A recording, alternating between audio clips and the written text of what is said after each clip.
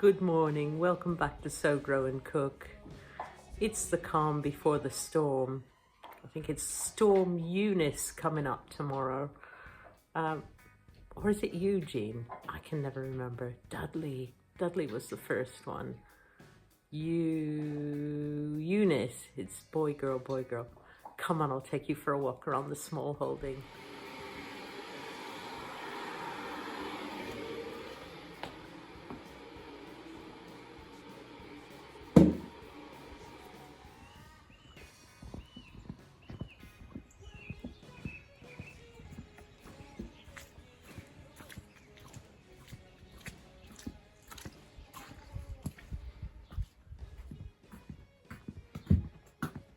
Morning, ladies.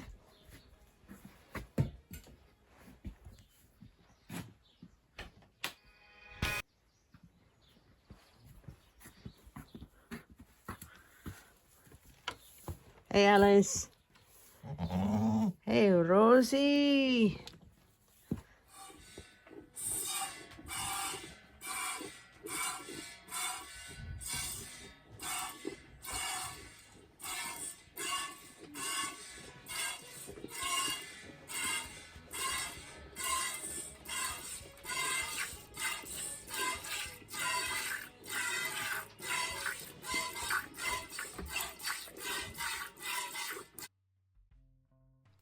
I've had to swap some of these goats around. Bronwyn is in Mabel's stall, and Mabel is with Geraldine, her daughter. And we've had to put this up here because Geraldine was jumping over the gate. And she was also bullying little Bronwyn. Well, little Bronwyn isn't that little, but she is an expectant mother, so I thought, well, time for Bronwyn to have her own separate maternity suite. And Mabel, who's the matriarch of the herd, can keep her daughter in line. What are you doing? Peeing on your sleeping platform. Okay.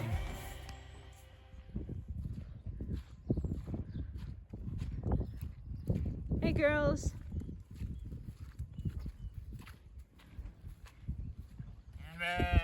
Meh.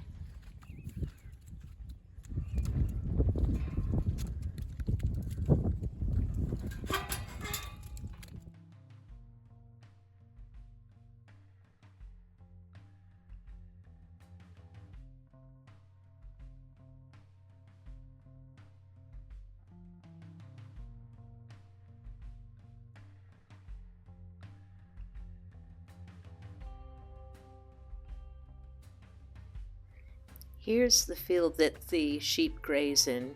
It's the first field of the two, and they've got a little shelter in the back full of hay and straw. It's about 2.5 acres.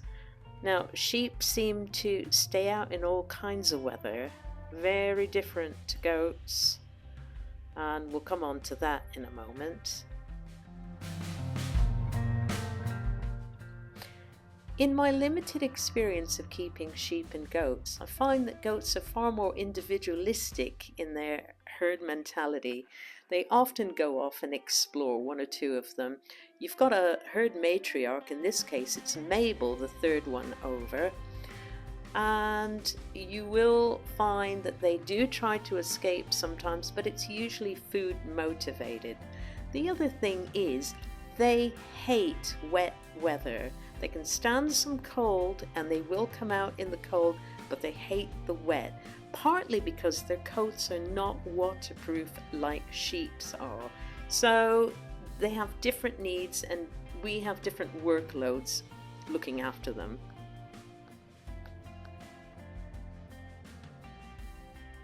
Here's our elephant garlic that I've mulched with straw, and that's to stop the rain from washing away some of the nice compost. It's growing really well.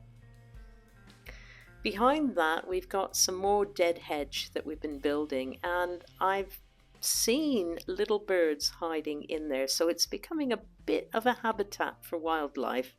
I've also planted some little willow whips you can see standing up behind, or sorry, in front of the dead hedge. And hopefully that'll create a windbreak for them so that they'll grow.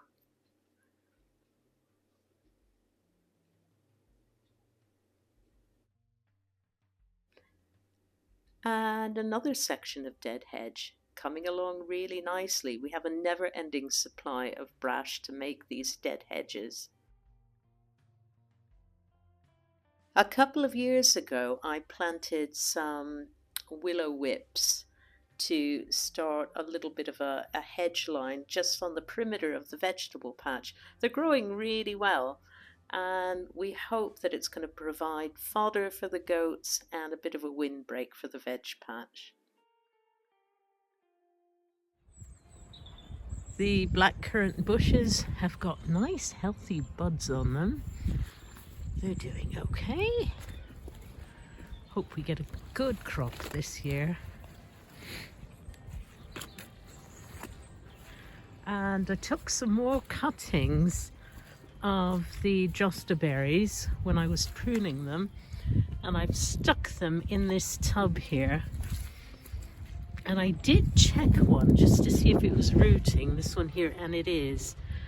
They seem to root really easily. So that's another 10 bushes. I put cardboard and wood chips to mulch the other 2 currant bushes that were just growing through the grass. So hopefully this will keep the grass down. One of our gardening New Year's resolutions was to repair and replace some of the rotten edging boards around our raised beds. And this is one of them. It's a big established strawberry bed, although you can't really see many of the strawberry plants currently. Normally we would only make raised beds about 4 foot wide and however many feet long, depending on the space we've got. But this one has always been square, so we're just going with square. And if need be, we just put a plank on there to walk in the middle. Similarly, there's another big square bed here, but we will just walk on a bit of board in order to stop compacting the soil. And we need to fill it up with compost as well yet, so it's not finished. Here's some rather luscious looking leeks. I mean, this is Wales after all, and it appears to be the national vegetable. I find it a great onion substitute and so sturdy and strong in the winter. Here's some purple sprouting broccoli and kale, and some perennial kale, a little bit wind weary, but you know, it's great to be able to pick it in the middle of February. So it's doing well. Hopefully it's going to send up some lovely shoots in the spring, and those we can eat as well. Oh look, more leeks. It's a bit of a theme going on here. Crazy leek woman. Ha! But they are absolutely delicious and so hardy.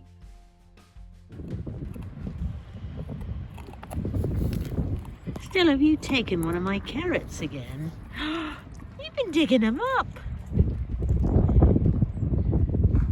We bought some new autumn raspberry canes, and they got planted in one of these raised beds and mulched with some straw, again to protect against erosion. They are in raised beds, so that should help as well. Just going to pick some of this straw up. It's blown out in the wind.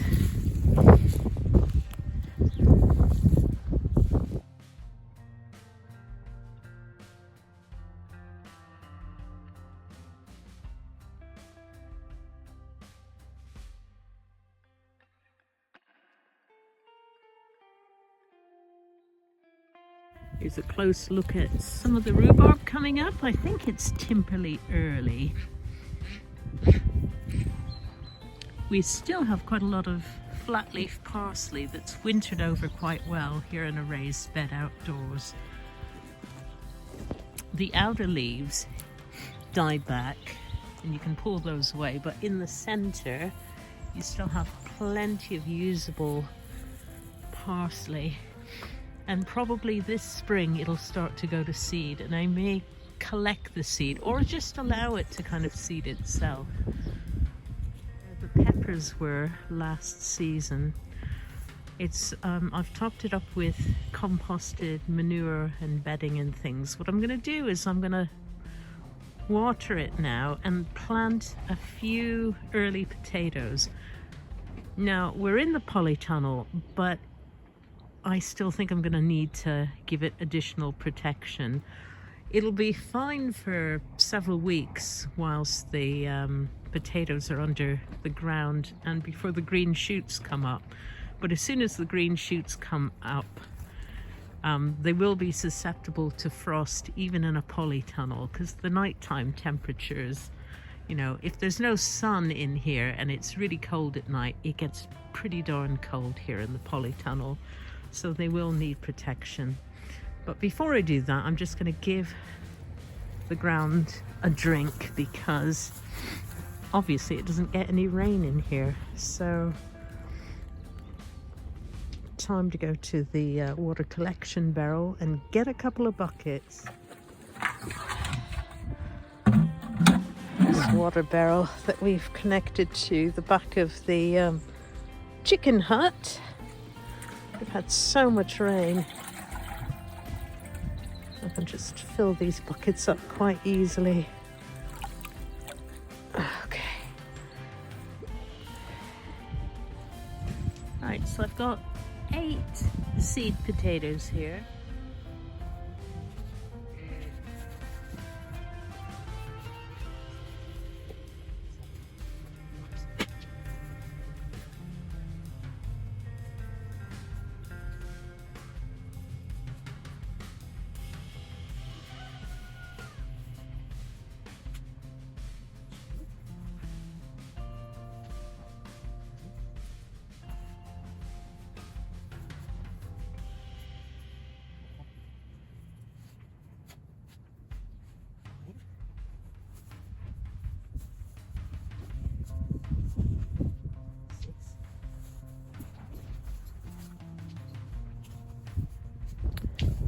And I've been really pleased with these oriental greens that I planted back in, I think it was the end of September, towards the end of September. The Mibuna, the Mizuna, the red mustard, the Claytonia, and some spinach, which is still going strong. I'm picking leaves from around the outer edges. I've even got a little bit of radicchio coming on. So they've provided us with lots of salad greens. Okay, they're a little bit spicy, but that's good. We don't mind that. And they're full of vitamins and lots of flavor. And it's really nice to be able to have something fresh in the middle of winter. Now these will tolerate quite a lot of cold, but again, they're undercover in the polytunnel. You could plant these outside in your garden with a little bit of cloche covering, depending on where you live. Obviously, if you get a lot of heavy snow, you might have to rethink and do them in a greenhouse or a polytunnel. But certainly in this area, which I think would be the equivalent of a zone 7 or 8, possibly. We follow a different sort of system, I think, than they do in the US. So they're doing okay. And there's a few more greens in here, including some little gem lettuces, which I've been picking. Just a few leaves here and there, and they'll speed up with their growing as spring progresses. And the garlic is doing well. The elephant garlic and the regular garlic and some onions.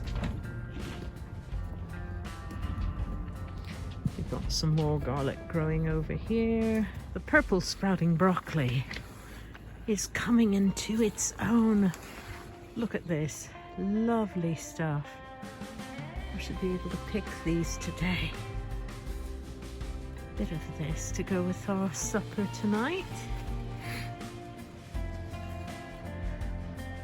The really important thing about growing veg is to always have something that's still getting ready to crop. Always have something that's ready to go into the garden to take the place of something that you've just harvested. Well, that's all for today. Time for me to batten down the hatches in preparation for this storm. Thank you very much for watching, and we hope to see you next time. Bye for now.